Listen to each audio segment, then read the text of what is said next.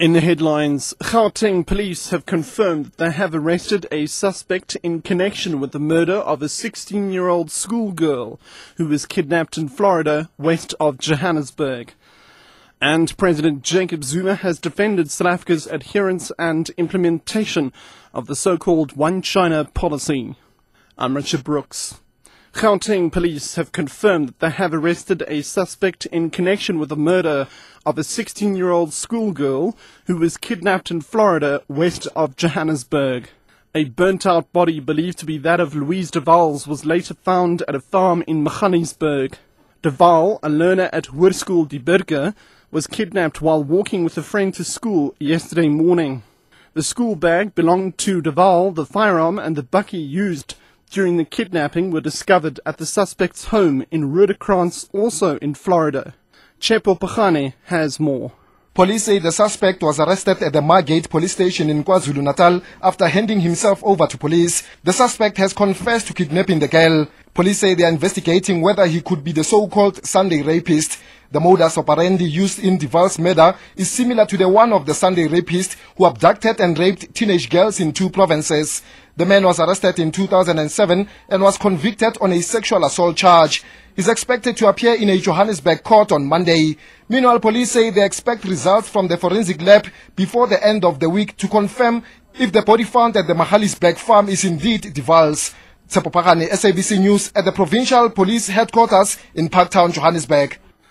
President Jacob Zuma has defended South Africa's adherence and implementation of the so-called One China policy, saying it's consistent with international law which recognizes the legitimacy of One China. Government recently came under fire for its failure to issue a visa to the Tibetan spiritual leader, the Dalai Lama, to attend Archbishop Desmond Tutu's 80th birthday. China considers the Tibetan spiritual leader to be a separatist. Critics have accused Zuma's government of taking its orders from Beijing. However, Zuma's dismissed that suggestion. Dalai Lama is an individual who applied for a visa to come to South Africa. Now, it will be very difficult to sit here and discuss the details of what happens at immigration. Countries deal with immigration in many ways that at times are not public.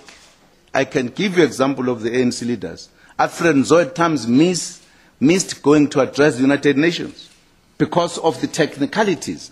The fact that this was elevated from a birthday to a national issue is a different matter.